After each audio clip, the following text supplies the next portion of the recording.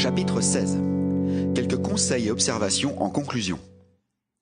Beaucoup de gens se moqueront de l'idée qu'il y a une science exacte de l'enrichissement.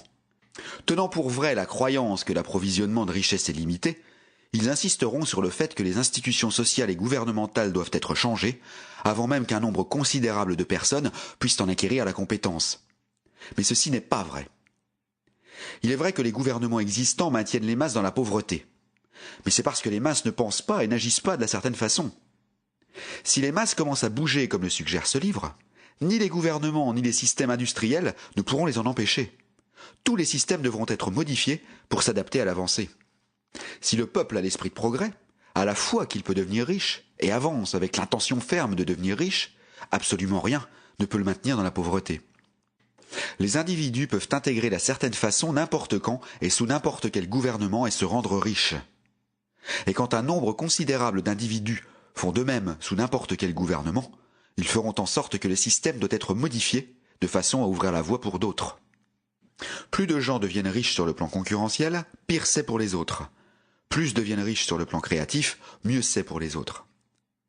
Le salut économique des masses ne peut être atteint que si un grand nombre de personnes mettent en pratique la méthode scientifique avancée dans ce livre et deviennent riches.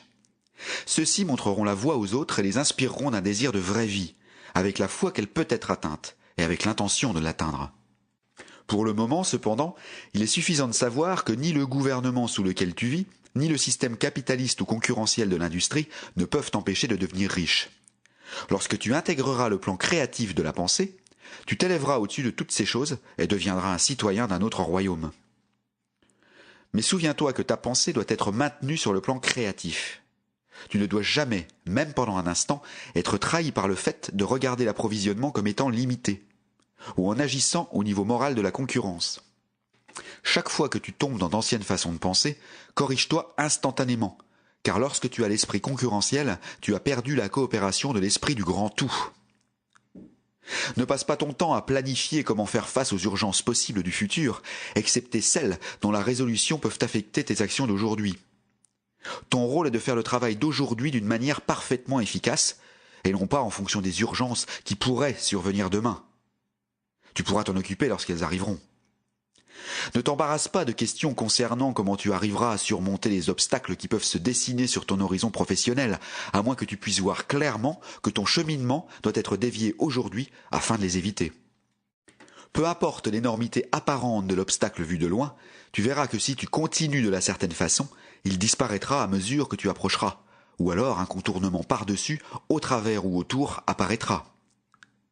Aucune combinaison de circonstances ne peut vaincre un homme ou une femme en passe de devenir riche par des moyens strictement scientifiques. Aucun homme ou aucune femme qui obéit à la loi ne peut échouer à devenir riche. Pas plus qu'on ne peut multiplier 2 par 2 et manquer d'obtenir 4. Ne t'angoisse pas sur l'éventualité de désastres, d'obstacles, de mouvements de panique ou de concours de circonstances défavorables. Il y a suffisamment de temps pour faire face à de telles choses lorsqu'elles se présenteront à toi dans le présent immédiat. Et tu verras que chaque difficulté porte en elle les ressources nécessaires pour la surmonter. Évite de parler, ne parle pas de toi, de tes affaires ou de quoi que ce soit d'autre d'une manière découragée ou décourageante. N'admets jamais la possibilité d'échec ni ne parle d'une façon qui admet l'échec comme une possibilité. Ne parle jamais des temps comme étant durs ou des conditions professionnelles comme étant douteuses. Les temps peuvent être durs et les affaires douteuses pour ceux qui sont sur le plan concurrentiel, mais ils ne peuvent jamais l'être pour toi. Tu peux créer ce que tu veux et tu es au-dessus de la peur. Lorsque les gens auront des difficultés et des affaires malheureuses, tu trouveras tes plus grandes occasions. Entraîne-toi à penser et à regarder le monde comme en devenir, en croissance, et à regarder le mal apparent comme étant seulement quelque chose de non développé. Parle toujours en termes de progression. Faire autrement et renier ta foi et la perdre. Ne t'autorise jamais à te sentir déçu. Il se peut que tu t'attendes à avoir une certaine chose à un certain moment, et de ne pas l'avoir à ce moment-là, et que ça t'apparaisse comme un échec. Mais si tu maintiens ta foi, tu verras que l'échec n'est qu'apparent. Chemine de la certaine façon, et si tu ne reçois pas cette chose, tu recevras quelque chose de tellement mieux que tu verras que cet apparent échec était vraiment un grand succès. Un étudiant de cette science s'était programmé pour faire des affaires telles qu'elles lui semblaient à l'époque très désirables. Et il travailla quelques semaines à leur accomplissement. Au moment crucial, la chose échoua d'une manière parfaitement inexplicable. C'était comme si une influence invisible avait œuvré secrètement contre lui. Mais il ne fut pas déçu. Au contraire, il remercia Dieu que son désir ait subi sa cassation, et continua d'un pas ferme, avec un esprit reconnaissant. En quelques semaines, une bien meilleure occasion se présenta à lui, à tel point qu'il n'aurait pris la première affaire à aucun prix. Et il vit qu'un esprit qui en savait plus qu'il n'en savait l'avait empêché de perdre le meilleur en s'enchevêtrant dans le moindre. C'est la façon par laquelle tout échec apparent opérera avec toi si tu gardes la foi, t'en tiens à ton intention, as de la gratitude et fais chaque jour tout ce qui peut être fait ce jour-là, en faisant chaque action individuelle d'une manière efficace. Lorsque tu essuies un échec, c'est parce que tu n'as pas demandé assez. Continue et une chose plus grande que celle que tu cherchais viendra à toi sans aucun doute. Rappelle-toi de ça.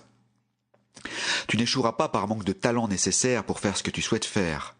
Si tu poursuis comme je l'ai indiqué, tu développeras tout le talent nécessaire à l'accomplissement de ton travail. Il n'est pas de la compétence de ce livre de traiter de la science pour développer le talent. Mais il est aussi certain et simple que le processus pour devenir riche. Cependant, n'hésite ni ne vacille de peur que le jour où tu arriveras à un certain endroit, tu échoues par manque de compétence. Continue d'un pas décidé, et lorsque tu arriveras à cet endroit, la compétence te sera fournie.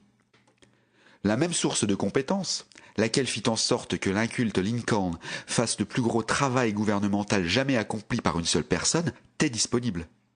Tu peux puiser tout l'esprit de sagesse existant pour faire face aux responsabilités qui t'incombent. Avance avec la foi la plus intense. Étudie ce livre, fais-en ton compagnon de tous les instants jusqu'à ce que tu aies maîtrisé toutes les idées y figurant.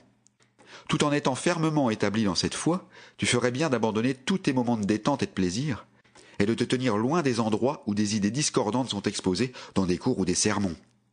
Ne lis pas de littérature pessimiste ou conflictuelle, ni ne te rends dans des débats sur le sujet. Lis très peu en dehors des auteurs mentionnés dans la préface. Passe la plupart de tes heures de loisir à contempler ta vision, à cultiver ta gratitude et à lire ce livre.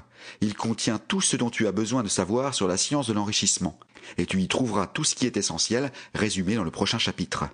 Fin du chapitre 16.